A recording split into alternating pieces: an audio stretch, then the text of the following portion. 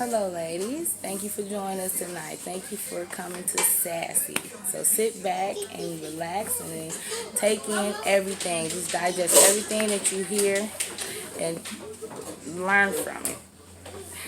My name is Tasha Walker, and I'm here to speak about things that's happened in my life.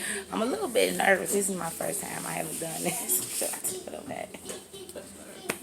That's fine. But I am 34 years old. I am a mother of 4 beautiful children, Blessing, Ivy, and Trust. I'm a nurse aide who went to college twice to become a nurse. And I just realized that it's not for me. I am an entrepreneur. I love doing my own thing. One day I want to be a owner of an apartment complex. But at this time in my life, I am a vendor. I love vending at events. I love vending at the Jazz Festival, at the Juneteenth. And this will be my first year at the Black Family Reunion. So I am excited about that, and I enjoy doing it. So the best thing to know in life is do what you love. Do what you enjoy doing, because it's almost like not working. And that's real talk. So, but when you look at me today and when you look at the other women, what do you really see before we open our mouths and start telling you our history and really getting into what we are about and what we've came from? What do you see? When we're sitting here and we're smiling and we're quiet, it's very important to know that, because a lot of times you can judge a book by its cover. And I've learned that a lot through my life, especially working in the field that I'm working in. I've worked with a lot of women. And we were out there and we're providing for our families, and we're out here being strong and we're smiling and we're keeping ourselves up. And I worked with a lady one time where she was smiling all day long, and I thought that I had an issue. And the whole time her baby was in the hospital, who's 16 years old. She just gave birth to a child, and she had just been shot. And that would never have crossed my mind. And I thought that what I was going through that day was something. And when we sat down at lunch and we talked, I'm like, whew, you never know that when you walking around and you thinking that you have the weight of the world on your shoulders, somebody else is walking around smiling, just as happy, and you don't know what they're going through on the inside. And that's just to bring you to what I'm going through right now in my life. I mean, I've been through a lot of trials and tribulations, but I never would expect this to hit me at this point in time, and that is a OVI. They didn't used to call them an OVI. They used to call them DUIs. But, yeah. And I wasn't even over the limit by that much. And this is the kicker on that, too. Sometimes you can be under the limit, and the judge can still prosecute you as if you were over the limit. So just because there's a limit doesn't mean that you can just go out there and drink and drive. And yes, smoking and driving is the same thing. Going out there getting high, smoking, and getting in the car, that's the same thing as drinking and driving. So it's very serious. But let me just give you a little insight on that. So I woke up one day, me and my little cousin, we went out for lunch. We're out talking, we having a good time. And on the way home, we stopped and we got some adult beverages. And I went in my house. I opened up my beverage and I poured me one drink. One drink. That's all. Just one drink. And I sat there and I sipped on my one drink and I made my dinner. And then I wanted to leave. I want to go to my auntie house so I can talk and relax with her.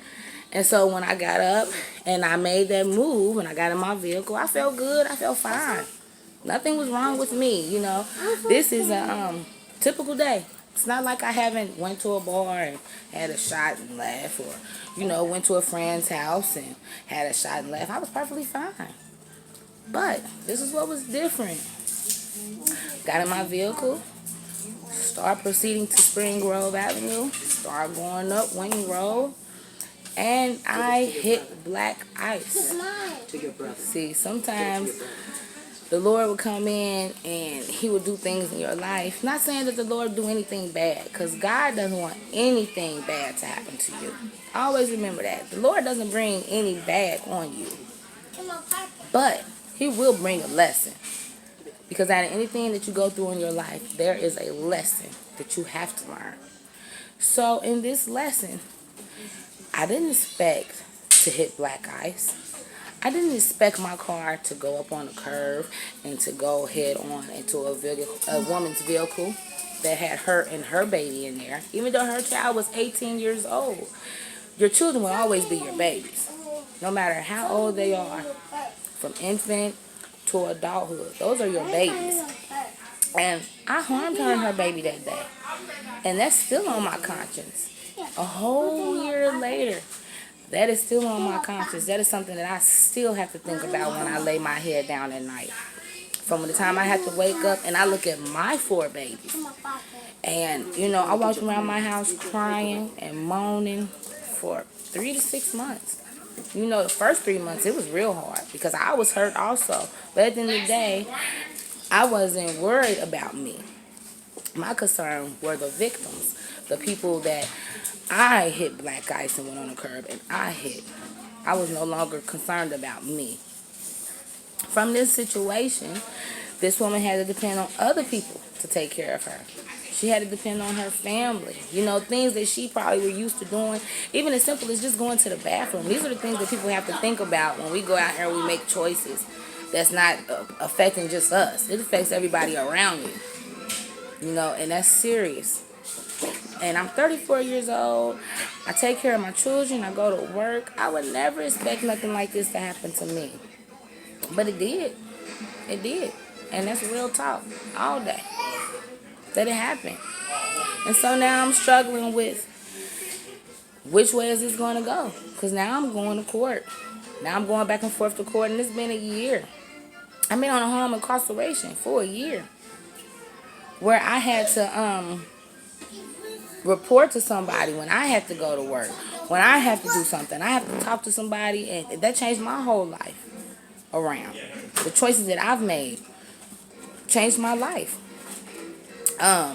I can only go to work 60 hours a week. What if I want to work overtime? What if I want to get them bands? And what if I want to save up so I can do some other things? I can't even do it. I don't have control over my life at this point in time. So that's what you got to think about. Any choice that you make, sometimes it can just change your whole world. It changes everything around you. So think about that. When you think about making a decision, when you know it's not right. You know, easy things, if things came easy in life, then there would be nothing to work for. And you always have to take time and think. I would never get behind the car. I would never get behind the wheel again. You better believe that. From taking a sip. I don't even want to drink anymore. Smoking weed and getting in the car is the same thing as drinking and driving. Always remember that. You're under the influence, regardless. So there's decisions. And you all be blessed. And you all take that in and you learn. And you listen from everyone. Because there's a lot of stories to tell. And I hope you all end with prayer and begin with prayer. Because where the Lord is and where there's more than one, things happen. You all have a wonderful and blessed day. Thank you.